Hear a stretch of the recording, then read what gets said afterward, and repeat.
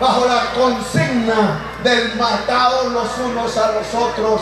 Jamás una nación en el planeta Tierra se ha construido sobre la base de que su propio pueblo se extinga a partir de una permanente guerra y violencia fratricida. Por eso invito al pueblo uribista a mirar hacia otro rumbo. Invito al pueblo uribista a pensar en seriedad en que podamos tener por fin la primera generación de jóvenes en los 2 siglos de vida republicana, que podamos convocar no a la guerra, sino a la ciencia, a la matemática, a la física, al arte, al baile, a la danza, a la música, a la escultura. Una juventud que en lugar de ser convocada a las hogueras de la muerte, sea convocada a la gran pleitesía y goce que brinda la cultura y el saber. Una sociedad así siempre es una sociedad mejor. Nosotros queremos construir esa sociedad mejor. No nos interesan las guerras a las que convocan. No nos interesa destruir el acuerdo que este gobierno, con el cual tengo muchísimas discusiones, hizo para acabar una guerra. Nunca son las buenas guerras las que se mantienen. La mejor guerra es la que se acaba. Y se ha acabado una guerra en Colombia. No podemos confundir tampoco acabar una guerra con construir la paz. Acabar una guerra en Colombia nunca en 2 siglos ha significado la paz. Y por eso tampoco podemos ser ingenuos. Se han hecho decenas de tratados de paz entre los combatientes de decenas de guerras civiles en Colombia. Y cada guerra que terminaba, comenzaba otra. No comenzó nunca una era de paz. Una guerra que se acaba era el inicio de una siguiente guerra. Por eso ninguna generación de jóvenes en la historia republicana de Colombia fue convocada nunca a la paz. Es difícil encontrar 10 años continuos en nuestra historia donde no haya habido violencia, donde no hayan habido guerras. La guerra y la violencia ha acompañado la historia de Colombia porque la ha acompañado la desigualdad social. Por eso finalizar una guerra puede causar una sensación de desconfianza, y se entiende, porque no son las gentes armadas las que pueden hacer la paz en Colombia. Pueden acabar con sus armas, y bienvenido y sea. Pueden acabar con su guerra, y bienvenido y sea. Yo lo respeto y lo cumpliré, pero la paz no lo hacen los guerrilleros, la paz no la hacen los militares, la paz la hace la sociedad.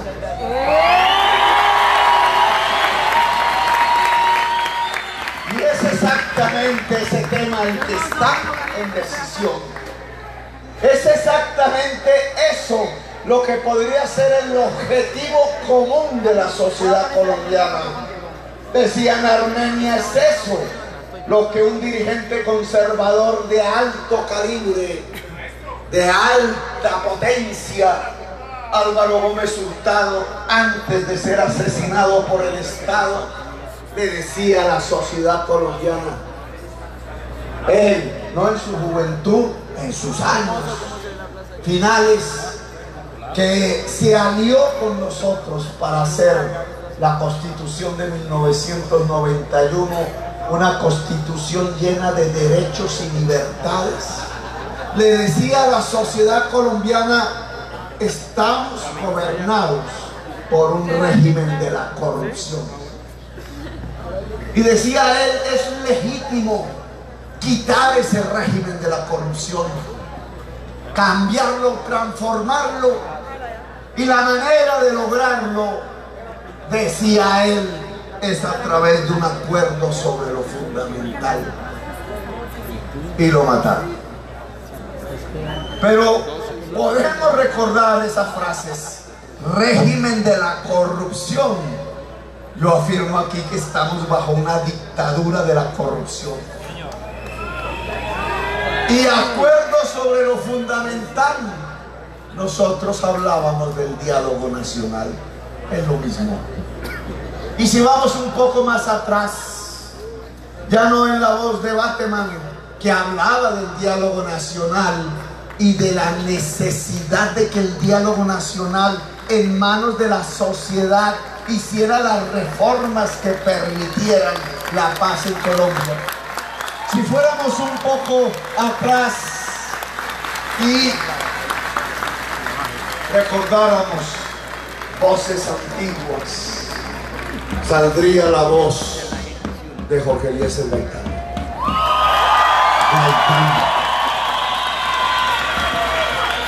Gaitán decía, le decía al pueblo, hay que volverse pueblo, ojo, no se dividan entre liberales y conservadores, porque los jefes liberales y los jefes conservadores están tomando whisky abrazados, ordenándole a sus huestes que se maten entre sí.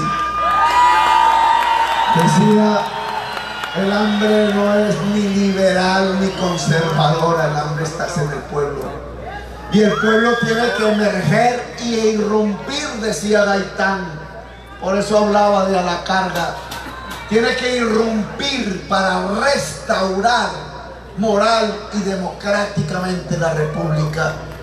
Y decía Gaitán, tiene que haber una restauración moral desde el punto de vista democrático, porque no tenemos una democracia, lo que tenemos es una oligarquía, un linaje hereditario.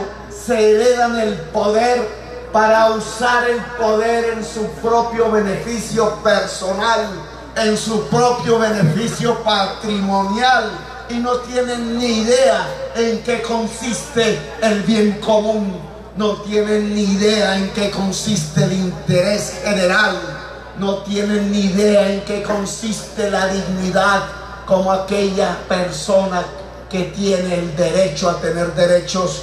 No tienen ni idea en qué consiste el Estado Social de Derecho, no tienen ni idea en qué consiste la justicia social. Por eso no tienen ni idea de cómo se puede construir la paz en Colombia. Por eso lo único que han hecho es convocarnos a la violencia y a la muerte. Restauración moral de la República. El antiguo liberal grande, asesinado por el Estado. Decía exactamente lo mismo que el antiguo conservador grande, asesinado por el Estado. Gaitán y Gómez Hurtado coincidían en los tiempos y las distancias de la historia, traída a esta sociedad contemporánea como voces del ayer resistente, que dejaron sus mensajes como testimonio que indudablemente tenemos que rehacer el Estado, que indudablemente tenemos que rehacer la política, y no el Estado y la política mirada como instituciones simplemente, sino el Estado y la política miradas como las ejecutorias de las reformas que se tienen que implementar en Colombia.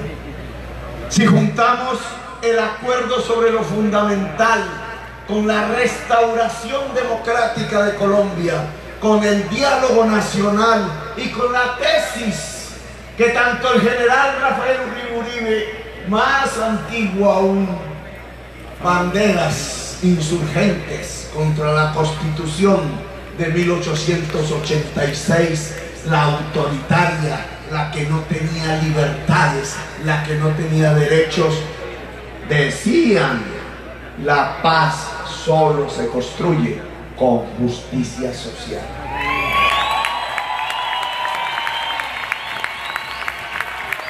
Si hacemos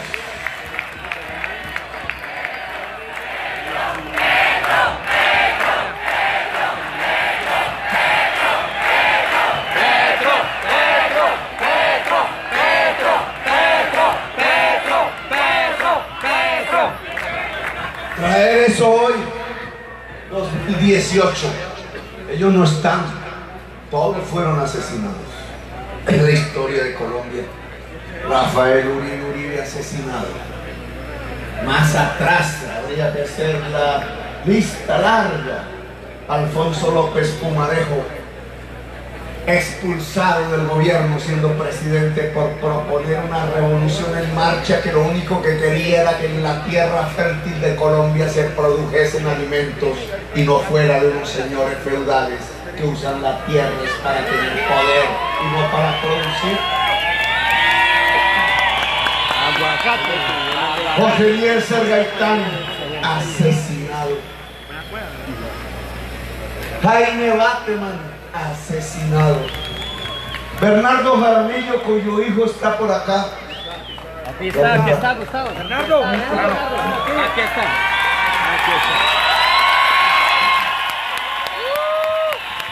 Venga esa mano, país. Asesinado él.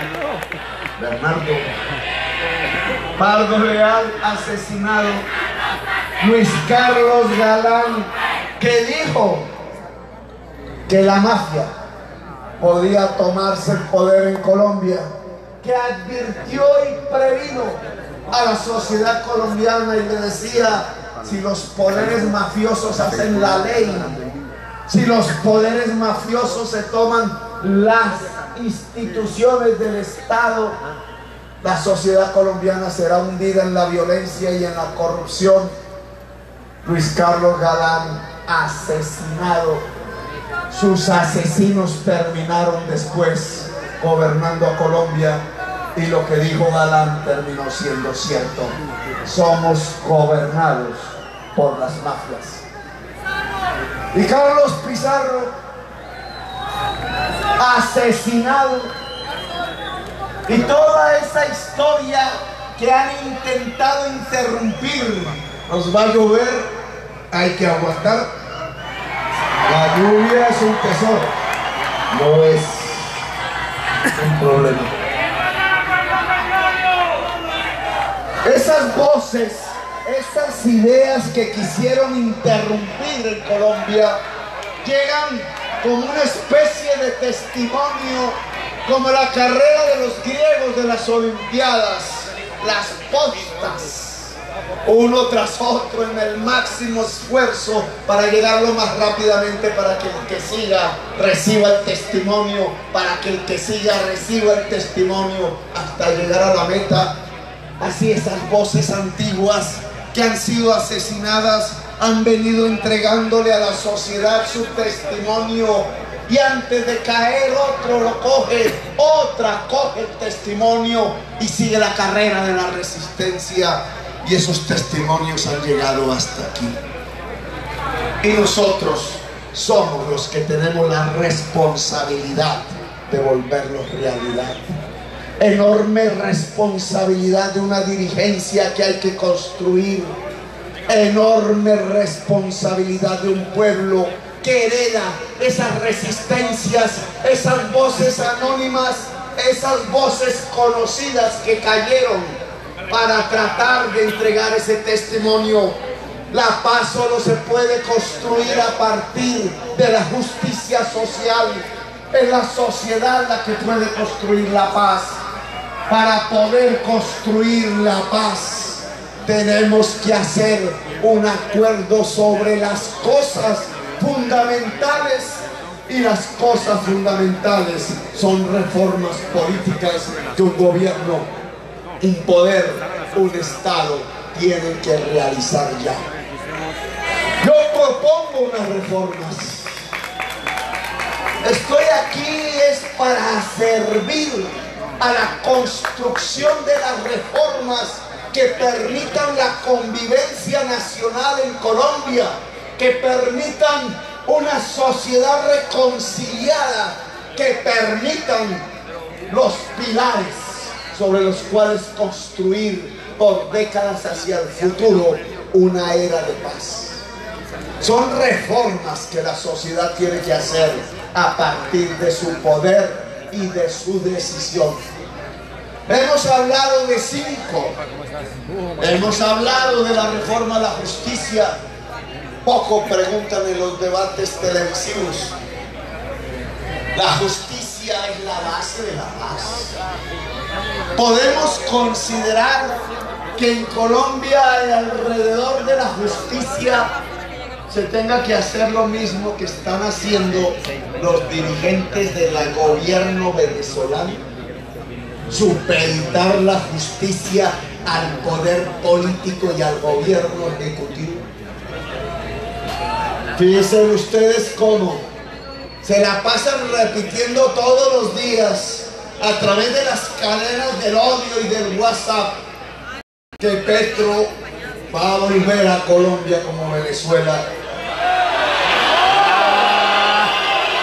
Y resulta que son ellos los que están volviendo a Colombia como Venezuela. A cambio, ¿acaso un candidato como Duque ya no propuso cerrar las cortes de la justicia? ¿Por qué? Debería preguntarse la sociedad uribista de Colombia. ¿Por qué quieren cerrar las cortes de la justicia en Colombia? Porque una corte está investigando al presidente Álvaro Uribe Vélez. Porque una corte está investigando el delito de corrupción de Odebrecht. Porque una corte está investigando o la justicia especial para la paz podría, a partir de la reconciliación, encontrar verdades incómodas, como por ejemplo los nexos estrechos entre presidentes, ministros, empresarios, magnates, congresistas, alcaldes, con el narcotráfico y los ejércitos privados que hicieron el genocidio en Colombia. Porque quieren cerrar las cortes, porque en una corte se puede dirimir a través de la acción de tutela la garantía de los derechos fundamentales y las libertades públicas en Colombia. Por eso quieren cerrar la justicia. ¿Quién ha dicho que así se construye la paz? Así solo se construyen las nuevas guerras, la nueva violencia en Colombia. ¿Qué diferencia hay entre Iván Duque, su mentor Álvaro Uribe Vélez, y el señor Nicolás Maduro en Venezuela, cuando ambos a lado y lado están pidiendo supeditar la independencia judicial, la corte y la justicia a los intereses momentáneos del poder político, los intereses que se mueven en los gobiernos? Petro está proponiendo independizar completamente la justicia del poder político para que la justicia se ponga al servicio de la ciudadanía y no del politiquero del turno. ¿Acaso es que no observamos, no leemos lo que nos cuentan sobre el señor Gustavo Moreno, el fiscal de anticorrupción? ¡Qué paradoja! Gustavo Moreno fue puesto por Néstor Humberto Martínez por orden de Germán Vargas Lleras, candidato presidencial, con un objetivo, poner preso a Petro. Puso detectives de escala internacional. El ladrón juzga por su condición. A buscar a donde llevan los dineros de la corrupción de Colombia, allá a los paraísos fiscales, a las islas Caimán, a la isla de Man, a Liechtenstein, para encontrar los dineros que Petro se robó y ponerlos presos e impedir que por la vía de una ruptura ética se pudiera construir esta fuerza popular. ¿Y saben qué encontraron? Nada. ¿Y saben por qué? Porque nosotros no somos como ellos. No nos robamos un solo peso. Pero eso sí, se lanzó Se lanzó a corromper los magistrados, el cartel de la toga, a ver cómo lograban que la Corte Suprema de Justicia dejase de investigar a los políticos por sus nexos con la corrupción, con sus nexos con Odebrecht, por sus nexos con los ejércitos privados del narcotráfico. Quieren corromper la justicia y cerrar las cortes porque no quiere que se investigue que los principales politiqueros de Colombia se aliaron con los ejércitos privados para ejercer el poder político a partir del genocidio del pueblo colombiano. No hay diferencias, son iguales.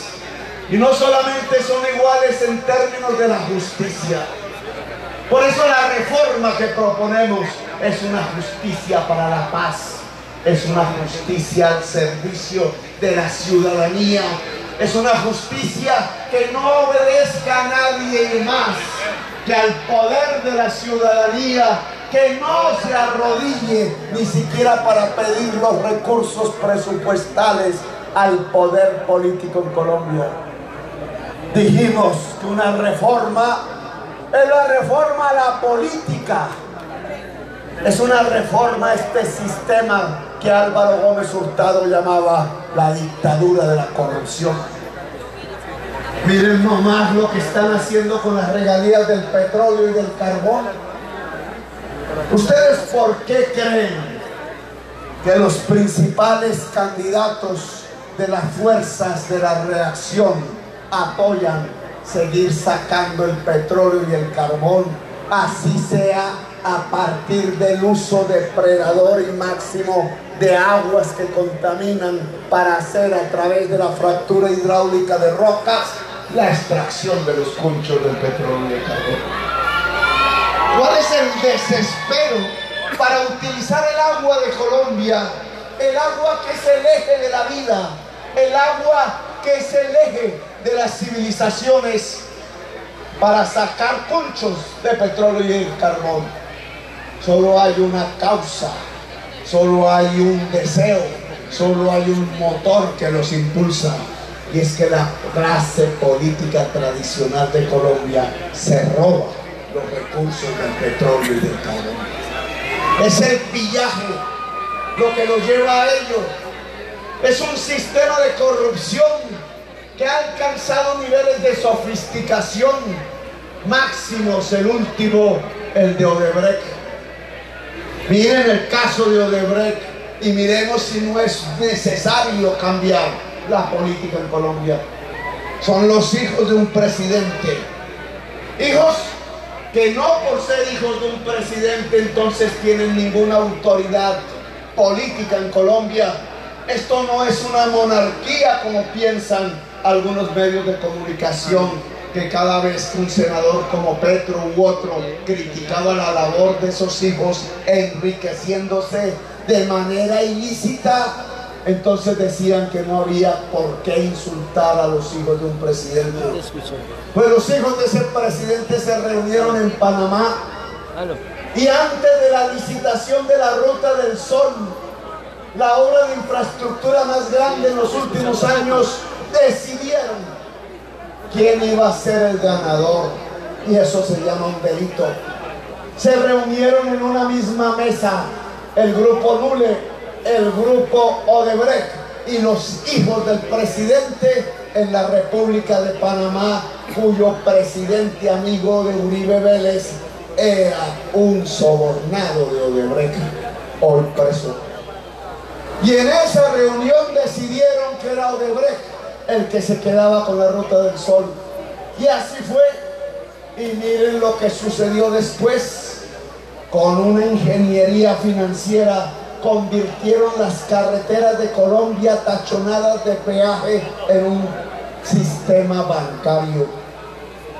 Y asociaron a Odebrecht con el dueño del banco más grande de Colombia. Y asociados cogieron los dineros que venían de la caja agraria, que venían de las regalías del petróleo y del carbón, y con esos dineros sobornaron a los políticos para continuar ejerciendo un cartel de la contratación en Colombia. Y las platas llegaron.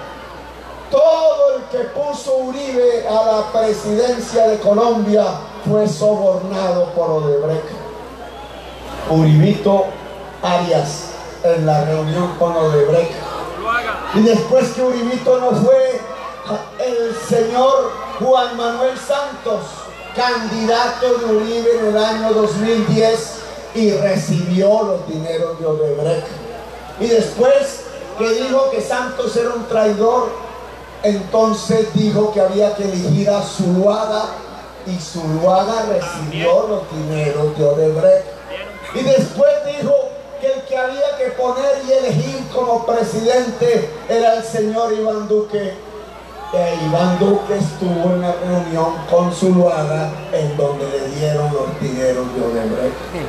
Por eso es que el Centro Democrático ya no debe llamarse Centro Democrático, debe llamarse la Oficina Central de Odebrecht en Colombia.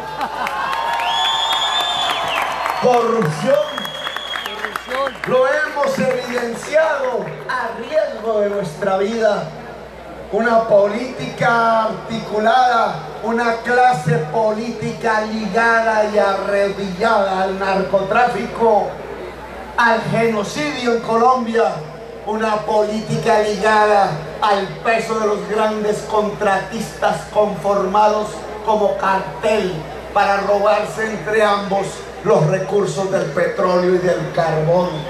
Esa clase política es la que merece gobernar hoy a nuestros hijos, a nuestra juventud, a la sociedad colombiana. ¿Será que esa clase política es la que es capaz de llevar a Colombia a ser una sociedad de paz? Ese tipo de clase política corrupta solo va a llevar a Colombia a hundirla aún más en los niveles y en los fangos de la guerra, de la violencia, a hundirla aún más en el fango de la desigualdad social. Por eso una reforma política se impone.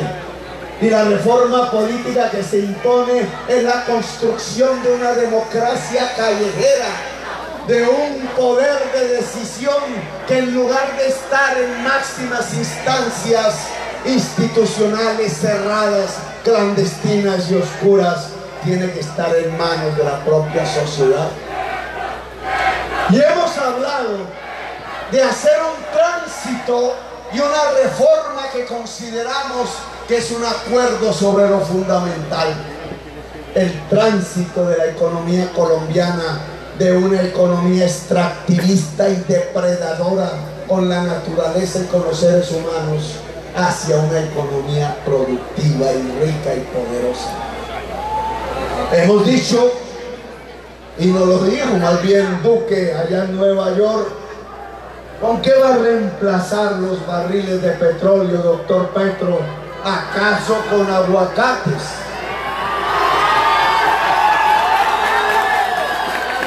Fue él el que lo dijo, no fui yo. Es la primera vez que no hace copialina de mis propuestas políticas.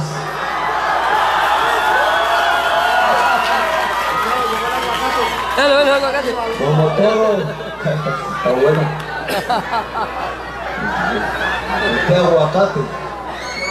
Grandísimo.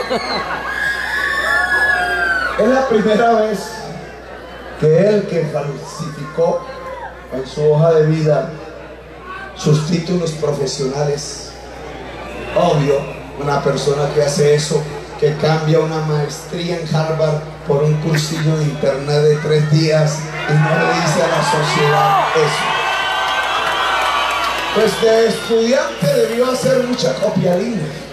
Lo está demostrando en la campaña presidencial. No hay propuesta que haga que él no imite. Ese ya es un gran triunfo electoral, porque estamos conduciendo los discursos de los demás candidatos presidenciales. Dije que había que electrificar el transporte y él dice, voy a poner los carros eléctricos. La misma vaina. Dije que había que construir un sistema de educación superior de calidad, público y gratuito, y ya está hablando de una universidad gratuita. El problema es que no sabe cómo hacerlo. Nosotros lo hicimos. Esa es la diferencia. Es más, si supiera cómo se hace una universidad pública y gratuita como un sistema universal en la sociedad colombiana, tendría que decir que está completamente equivocado cuando lo que propone es quitarle los impuestos a los magnates, porque sin esos impuestos de los magnates no podemos financiar la educación pública superior y gratuita en Colombia. Se está contradiciendo. Transitar hacia la producción y salir de la extracción. Hace 5 siglos lo que le propuso España, el colonizador, a nuestro pueblo de aquel entonces fue ser extractivistas, tumbar árboles y sacar la madera de la selva, sacar el oro del subsuelo y llevárselo en galeones para España. Hoy nos están proponiendo exactamente lo mismo que aquellos colonizadores españoles de la Edad Media le proponían a la sociedad entonces colombiana. Ser extractivistas, no producir, no trabajar. ¿Por qué creen que reprimieron la gran insurgencia de los comuneros santanderianos allá en la ciudad de Zipaquirá y en el fuerte del Común? Porque eran artesanos, producían. Y España no quería productores. España quería era oro, oro y oro. Y el oro no se produce, el oro se saca. Esa es la diferencia entre extraer y producir. Hoy exactamente la clase política tradicional de Colombia, degradada por la corrupción, degradada por sus nexos con el narcotráfico y degradada por su incapacidad mental y espiritual para dirigir a la sociedad colombiana, le está proponiendo exactamente lo mismo que los colonizadores de hace 5 siglos. No produzcan, extraigan petróleo y carbón, los venenos que pueden acabar la humanidad y la vida en el planeta a través del calentamiento global y el cambio climático. Y usen todo el agua, dicen ellos, a presión, a chorro, el fracking para sacar los punchos. Esa es la propuesta económica de ellos. Aquí está César Pachón, ¿dónde está? Por ahí está. ¿Dónde? Es tímido. César. ¡Petro presidente! ¡Petro presidente! ¡Se vive! ¡Se siente! ¡Petro presidente! ¡Se vive! ¡Se siente! ¿Y Francia dónde estará? Que no la debe ver toda. Ya esta gente en la cabina. A ver, Francia y Aida. ¿Dónde anda Aida? Vamos aquí nomás. Esta es la gente de la Colombia humana. César, dirigente campesino, productor de papa. Productor de papa allá en Boyacá, tierras andinas altas, frías. Y Francia, afrodescendiente, luchadora social, Premio Internacional Goldman al Medio Ambiente, mujer discriminada por ser mujer, por ser afro, por ser luchadora con pensamientos diferentes, por ser ambientalista. Mira estas luchas aquí nomás en este grupo, este resumen de luchas y resistencias son las que están en la base de poder llevar a Colombia de esa ilusión falsa de que nos podemos enriquecer a partir del petróleo y del carbón hacia una realidad más concreta, asible, y es que solo nos podemos enriquecer es a partir del trabajo. Dicen que Petro quiere volver a Colombia como Venezuela. Venezuela solo exporta petróleo. Cuando tiene los precios altos, tienen el consumo per cápita de whisky más alto del mundo, más que los escoceses. Se sienten ricos. Y cuando el precio del petróleo se desploma, se mueren de hambre. No tienen que producir. Ese modelo es el que quiere Duque y el que quiere Vargas Lleras cuando proponen que la locomotora de la economía colombiana sea el petróleo y el carbón. No es Petro el que quiere volver a Colombia como Venezuela, ni en el tema de la reforma a la justicia, ni en el tema de la economía, porque quienes quieren hacer depender la economía colombiana y la sociedad colombiana del carbón y del petróleo se llaman Andrés Pastrana, Álvaro Uribe Vélez, Juan Manuel Santos, Iván Duque y Germán Vargas Lleras.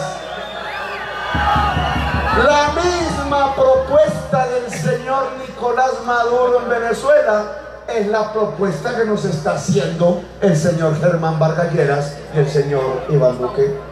Nosotros somos los que estamos proponiendo un camino diferente para la América Latina. Lo hemos dicho allí, hemos lanzado ese mensaje a López Obrador, hablamos con Lula de ese tema, hablamos con el señor Mujica de ese tema. El verdadero progresismo latinoamericano, la verdadera posibilidad de construir justicia social, no depende de la distribución de unas rentas no productivas, de una riqueza no trabajada, de una simple transferencia de riquezas que otros trabajaron, pero que pueden llegar a la sociedad simplemente por un azar geológico, tener por casualidad, como quien se gana un baloto, un poco de petróleo, un poco de carbón, los venenos de la humanidad hoy. La teoría económica fundamental, la base real del pensamiento económico, la podemos encontrar es en la Biblia. Y yo voy a garantizar la libertad de cultos, pero me gusta leer la Biblia y tratar de sacar algunos mensajes de ella. Miren, la Biblia dice: te ganarás el pan con el sudor de la frente.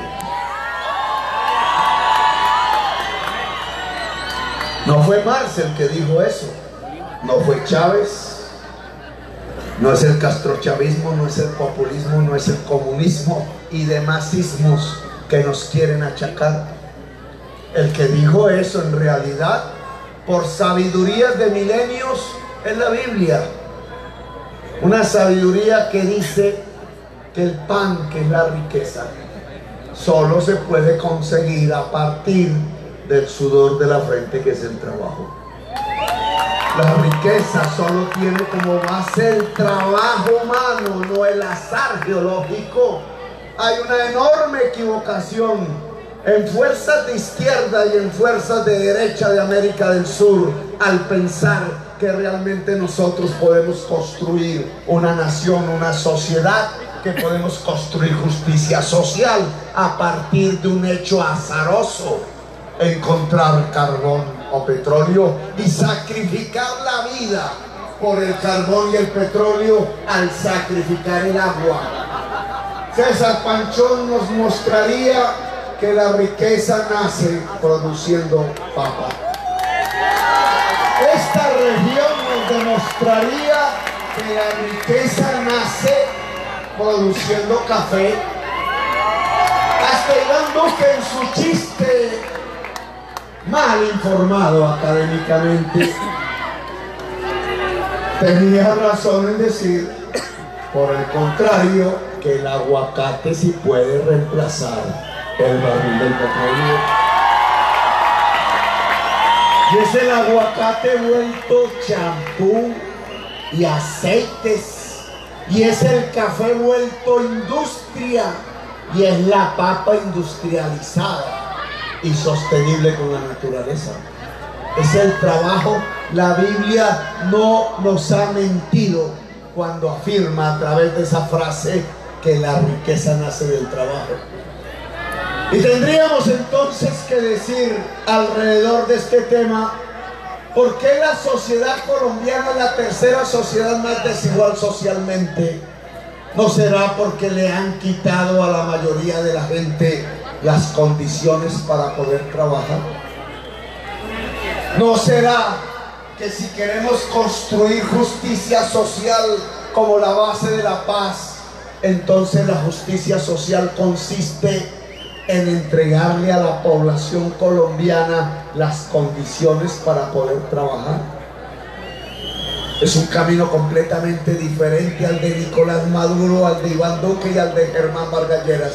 Ellos son igualitos en la propuesta de hacer del petróleo y el carbón el baloto de la riqueza. Están equivocados. Sobre esa base, lo único que van a desarrollar es la corrupción, no la revolución. Lo único que van a desarrollar es una dictadura, porque las sociedades se van quedando sin el trabajo. Las sociedades van observando cómo se les destruye el mecanismo real de la riqueza y el progreso, el trabajo humano. Las sociedades van insurgiendo y protestan. Queremos otro tipo de economía, queremos otro tipo de sociedad. La economía no es el petróleo y el carbón. La sociedad no es vivir y rentar de las importaciones que se pueden comprar con el petróleo y el carbón. Y como las sociedades demuestran su protesta, entonces allá matan estudiantes y aquí matan también estudiantes. Allá construyen una dictadura, aquí construyen otra dictadura. Allá, para mostrar una fachada de democracia, construyen un clientelismo. Sí, claro, con el carnet de la patria puedo tener un mercado, y el mercado se compra con los recursos del petróleo y el Estado lo regala, pero solo al que tenga el carnet de la patria. Y hay hambre, y entonces dicen: vayan a votar, pero muestran el carnet de la patria. Entonces la gente va a votar por un mercado. Eso se llama clientelismo, eso se llama comprar el voto. Lo producen los dineros del petróleo a cambio del mercado que garantiza el carnet de la patria con productos importados en la canasta del mercado. Se vota por Maduro.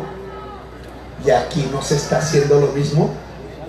Aquí nos sacan el recurso de los dineros de la cocaína, del carbón y del petróleo, de las regalías que se roban, y entonces con parte de ello vienen a repartir mercados para que la gente vote por Iván Duque o por Germán Vargas Lleras.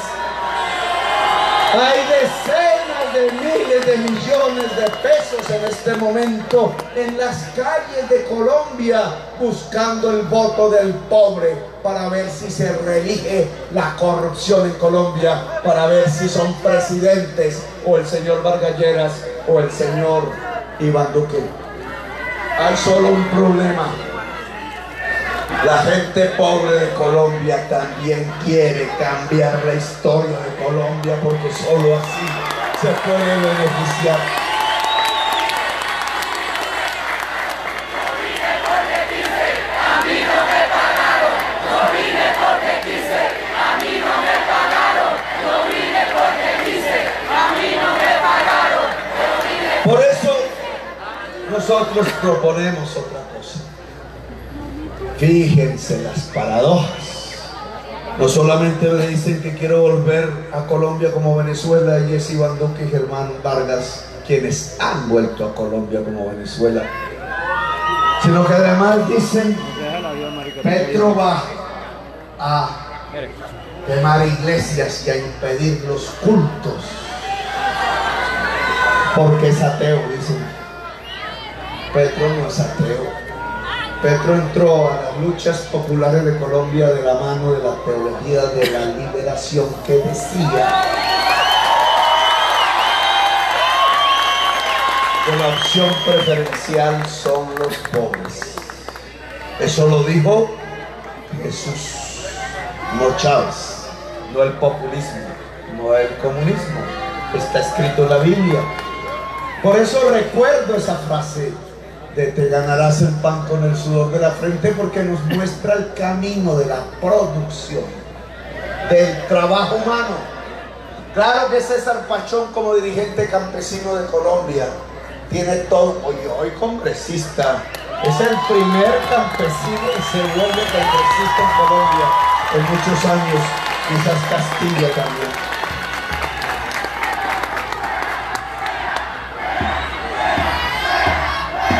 No hay que sacar a nadie, tranquilos, nadie.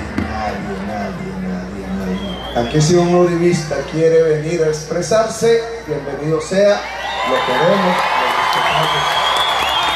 Nosotros no somos como ellos. No les chuzaremos los teléfonos, no les haremos exiliar las familias, no los vamos a irrespetar con insultos, no les vamos a degradar ni su vida personal ni pública, serán respetados, porque lo que vamos a construir es una democracia multicolor.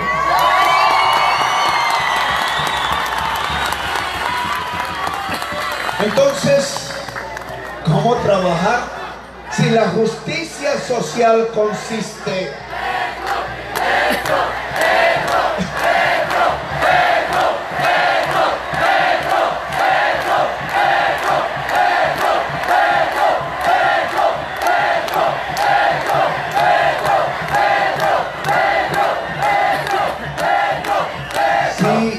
la desigualdad social es la mamá de la violencia y la justicia social es la mamá de la paz?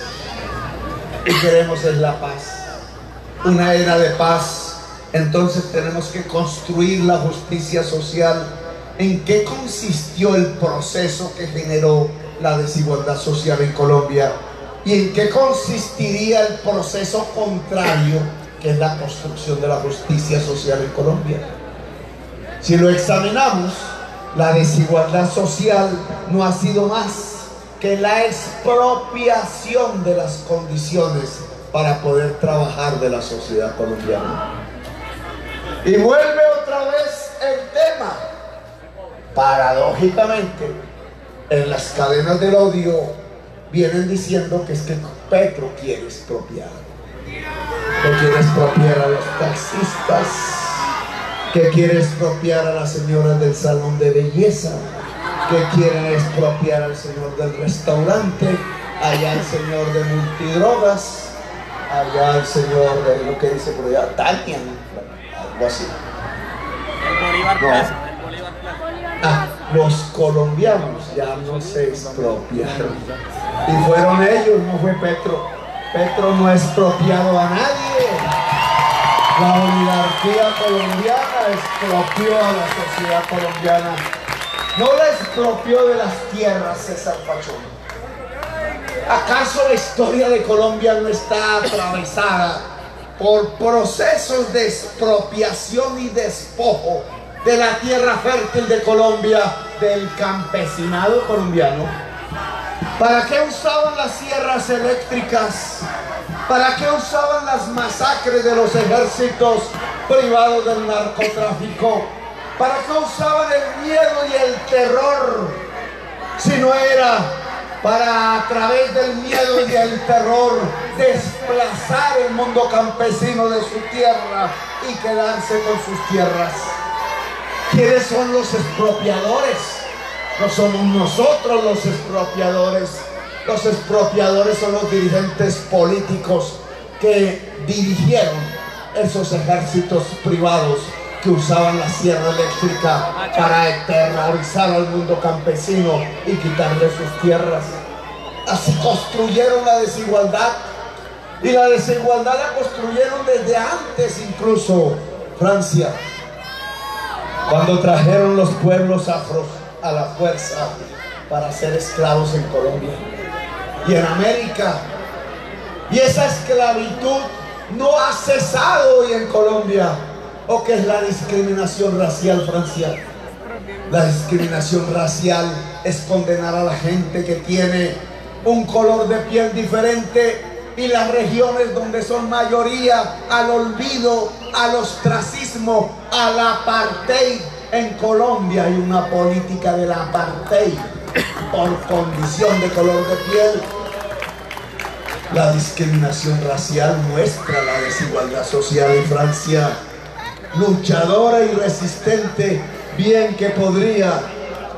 Gracias, llevándolo por acá. Se le expropia el corazón. Expropia el corazón. ¿Que te expropie qué? El corazón.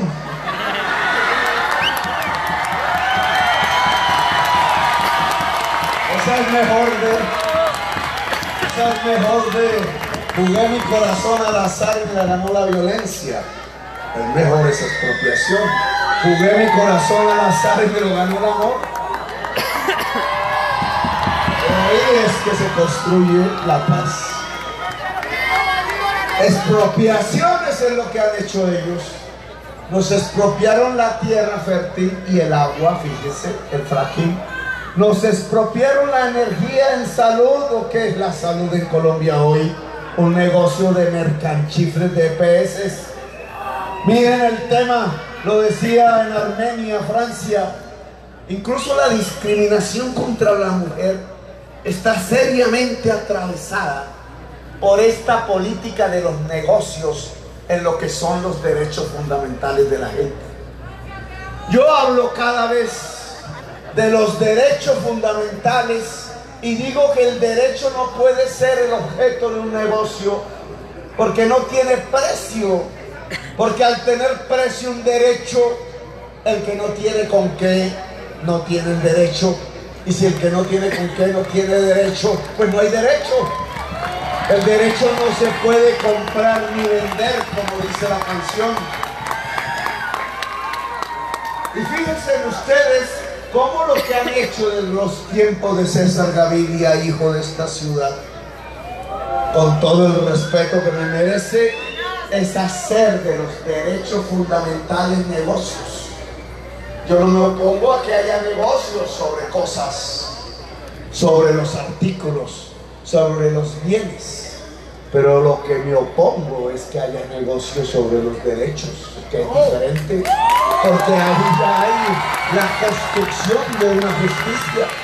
No puede haber un derecho en el agua potable, que es lo que garantiza que los niños no mueran de hambre, porque el hambre es sed también, y el hambre en Colombia fundamentalmente es sed.